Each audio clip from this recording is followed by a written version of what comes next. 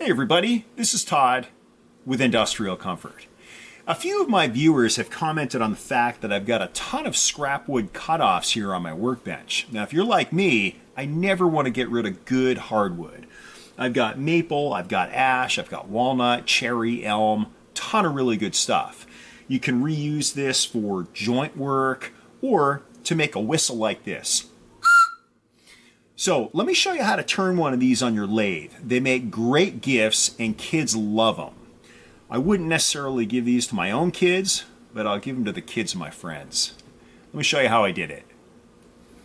I grabbed a nice cherry cutoff from my workbench and I've marked it on center at each end so that I can bring it over to the lathe and I can cut a tenon off one end so that I can then mount it in my pin jaws. So I've taken my calipers and I've measured sort of to center here, and I'm just gonna drag this down the side. You probably can't see it here, so I'll highlight it with my pencil. And I'm gonna use that to in turn mark a location where I'm gonna drill a 1/4 inch hole so that we can feed the lanyard through. So let's bring it over to the drill press. We'll get the hole in, and then we'll cut the tenon over at the lathe.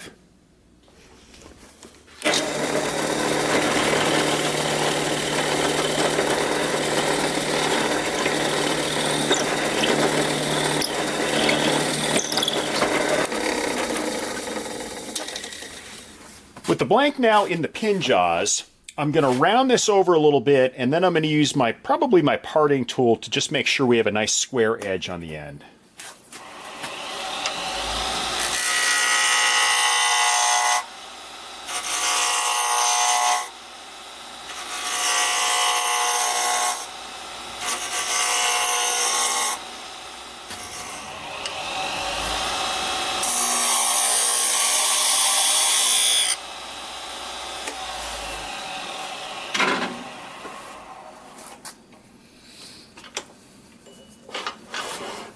I have a 3/8 inch bit in the chuck here, and I'm going to use it to core out the center of this blank, which by the way started at 1 1/8 inches, which is way more material than we actually need.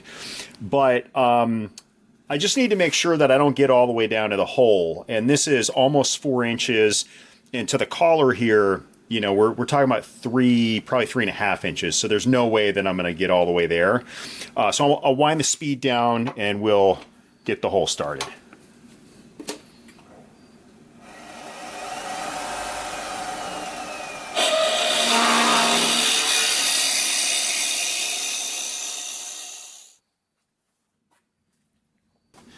Now that the hole has been drilled, I have a cone center to bracket one side just to keep everything nice and stable, and I'm going to continue to use my rough and gouge to round this over to the width that I'm looking for.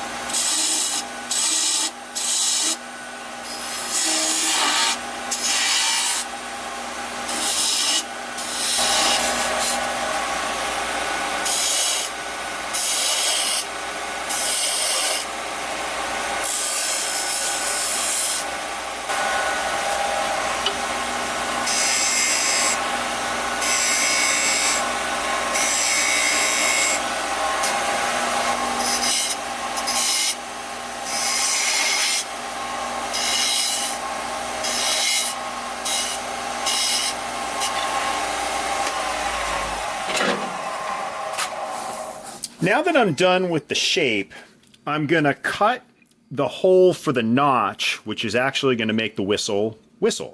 So, you know, I'm going to kind of mark out about probably, let's call it 3/4 of an inch down.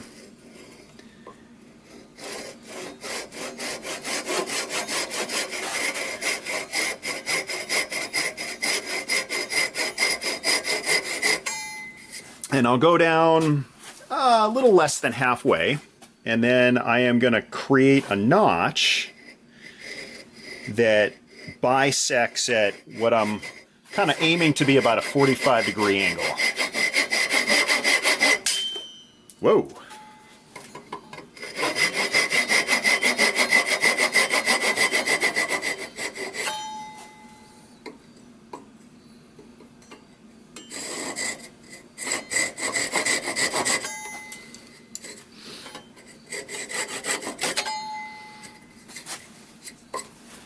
With that now done, I'm just going to clean up with a chisel because it's the saw left some fairly rough marks.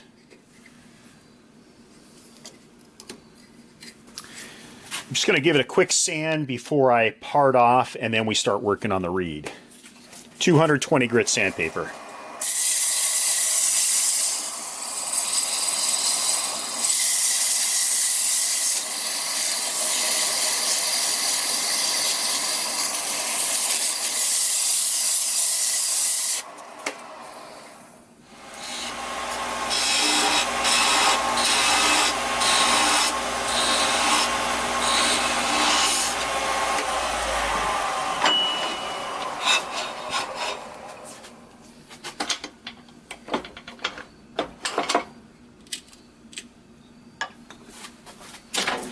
Okay, I'm going to take the whistle and I'm going to wrap it in a bike inner tube and I'm going to stick it back into the jaws.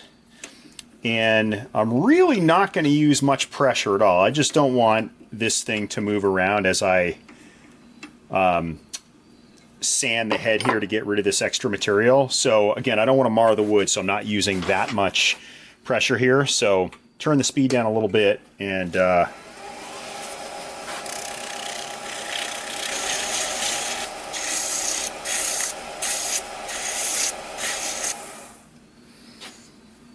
all right, looks pretty good.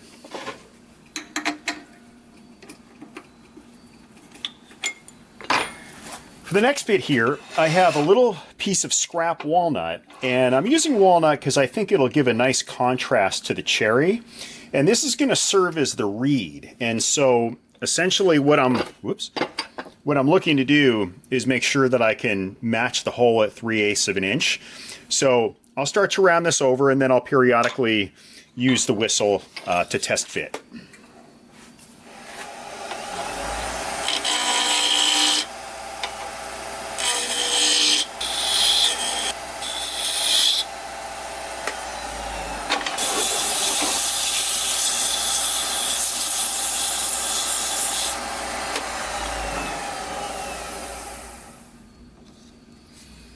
All right.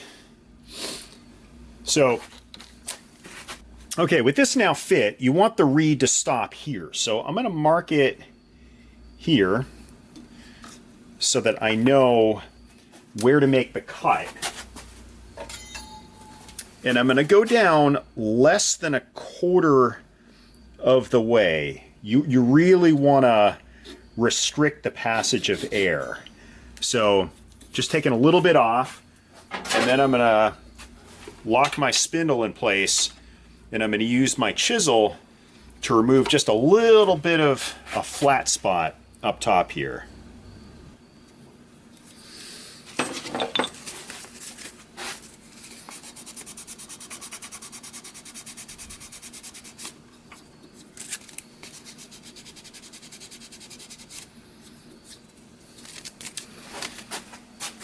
While this is in place on the lathe, I'm going to use it so that I can glue, with the reed still in the chuck, I'm going to apply some CA glue or some super glue, and then I'm going to spray some accelerant into the whistle here. And whoops. Oh.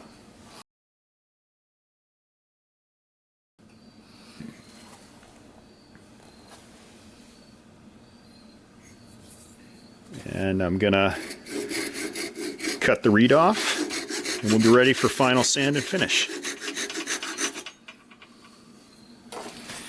Using the same technique as before, I'm using a bike inner tube to gently get the whistle in place in the chuck, and I'm just going to use my little detail gouge just to kind of clean up the edge here.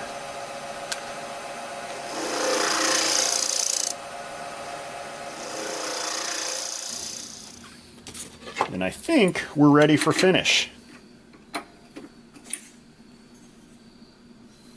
I'm just going to put a little food safe beeswax on this to give it a little color and to protect it. I hope you found this video helpful and a good use for your scrap cutoffs. If you did, please give me a thumbs up and subscribe. Thanks for watching.